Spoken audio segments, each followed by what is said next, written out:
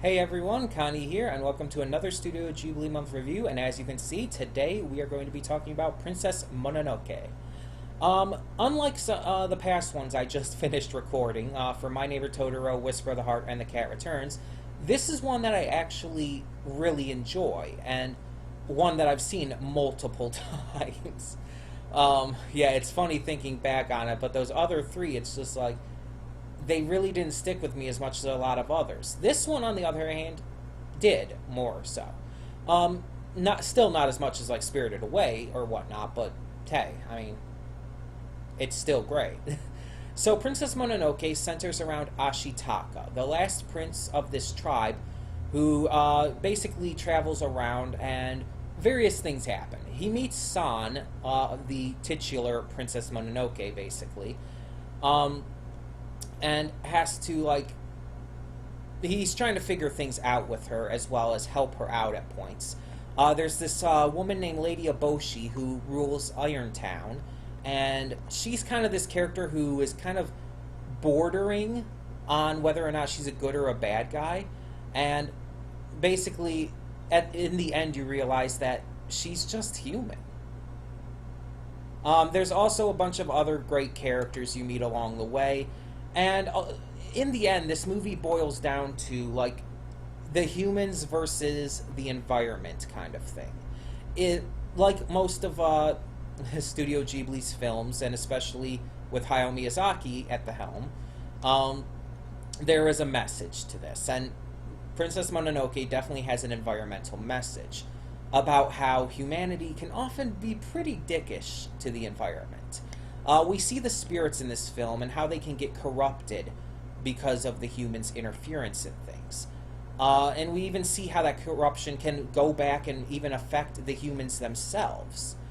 And it's a really interesting commentary on that. The characters are pretty interesting as well. Ashitaka comes across as a little stoic, but very likable at the same time, which is confusing to me. I usually don't like stoic characters, so the fact that I actually do like him as a character is interesting. And if I believe right, the voice actor is Billy Crudup, or however it's pronounced. And if I read something just recently that Billy Crudup actually liked that Ashitaka wasn't your normal everyday main hero character.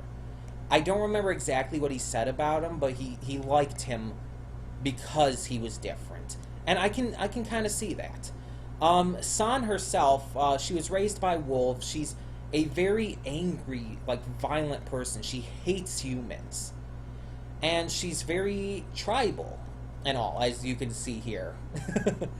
But she, at the same time, she is very caring for her wolf family, and shows that she has a lot of strength and ability to grow within her, a lot of which is brought out by Ashitaka. Lady Eboshi, who I mentioned before, is kind of like walking the line on good versus evil. I see her as a character who is like that. She's very strong, she's very powerful, and she has a lot of influence. But at the same time, she's also doing major damage to the environment and doesn't seem to care. But then, at the same time, she's also shown to be really, like, caring for people and is wanting to help people. She employs these women who I believe were formerly prostitutes, basically. She employs lepers, I believe, as well. And it's wild. Because she shows that she does care, that she's not a bad person, but she puts humanity so far above the environment and the world that she kind of goes off in a bad direction. She's voiced by Minnie Driver in the dub, who does an amazing job. She really has this commanding presence with her voice acting that I can really just appreciate. There's also this guy named Jiko Bo, who is this kind of weird monk-like guy who kind of becomes friends with Ashitaka. He also shows that I think he's a warrior or something as well. I believe he actually does some fighting in the end, too. Um, it's I don't know how I like what alignment I would consider him. Um, I don't know if I would consider him a good or a bad guy. Also, his name is Chico Bo, but I think they called him something else in the dub, and I don't remember what it is. I'm just looking at the names here. I have the names on standby so I can remember them. I think they called him something different in the dub, and I don't remember what it was. But yeah, I don't know what to think of him as a whole. He's voiced, funny enough, by Billy Bob Thornton in real life, and funny enough, I don't know what to think of him as a whole. We have various other characters who are voiced by people like Gillian Anderson and John DiMaggio, and even Keith David. And yeah, it's just there's a lot going on. The art and animation, I think this is actually one of Studio Ghibli's best in terms of that. It mixes hand-drawn animation with a little bit of CGI. Like, there's this one scene where it shows Ashitaka shooting an arrow while his arm is being consumed in corruption.